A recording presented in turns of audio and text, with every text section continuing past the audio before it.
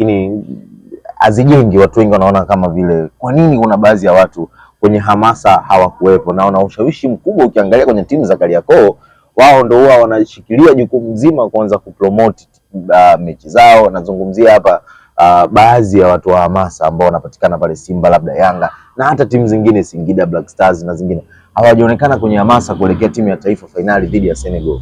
Au kama imekaje?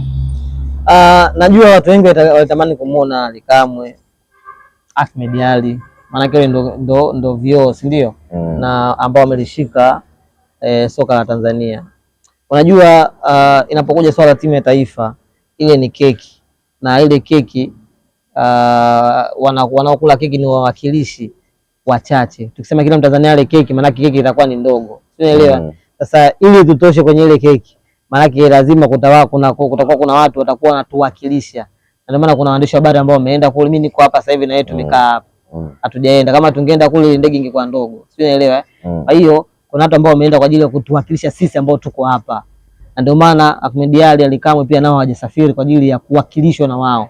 Lakini kuna watu walitarajia kuwaona wale kwa sababu wana ushawishi mkubwa, labda angesaidia kujaza watu, lakini kutokana na keki kuwa ni ndogo pia na wao, manake ile keki walioenda pale ni wachache kwa ajili ya wawakilishi. Mbona ameenda msemaji wa TRA dada yangu Mwagala, ameenda naye ameenda kutuwakilisha sisi. Mwagala ameenda kuwakilisha kina Ahmed Ally, kina Ally Kamwe, si msemaji wa timu.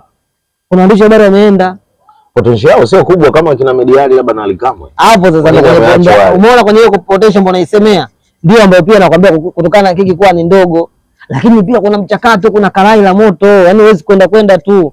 Yani leo hii hapo ukichimba kupata dhahabu Morgan, lazima upitishe kwenye moto. Kwenye kupitia kwenye moto sasa ndio unakuja Mzamida naishi naye mimi vizuri. Moto gani? Watu wamequalify. Yani mchujo, wafikiri mtu hujui. Hii mchujo unaweza kwa jina lako liko la mbele, kuna mtu ligombana naye Lascalinho pale. Anakunyima mchezo, anasema huyu mlevi huyu. Akienda kula atalewa sana, asiende Kisununu. Watu wanalomba, watu wanachuki mjini hapa. Tunatembea hivi tunachekeana kinafiki tu. Watu wanagubu. Jina lako limetoka pale la nane Mzamida. Au kwanza uone vizuri. Yaani mtu anaita gubu. Anapenda kiza watu. Sio anaita yale maisha ya nje na mpira ambao sio mazuri. Tupunguze gubu na watu ni kweli wana ushawishi mkubwa kuwepo kwenye issue.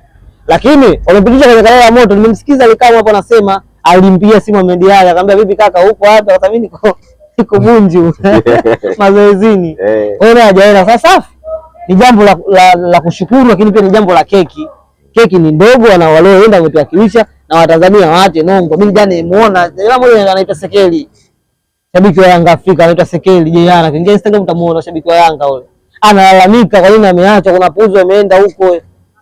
Kwa nini ameacha? Analalamika sema kwa nini kila siku ni wale mashabiki ambao wanasafiri na Stars, kwa nini kila siku ndio hao? Kwa nini sisi hatujaenda? Bwana, jambo la taifa ni jambo la watu wachache. Mbona mimi silalamiki nimeachwa? Na mimi sijaandika sehemu yote kwamba natamani niende. Kwanza kwa umri ambao nilikopo sasa hivi sio kusafiri na timu ya taifa bwana.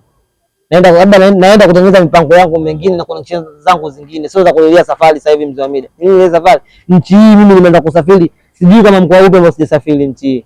Nchi hii nimesafiri mikoa kibao, sasa niambia nini kusafiri? Nje ya nchi nishakwea mimi, nishasafiri. Unaelewa?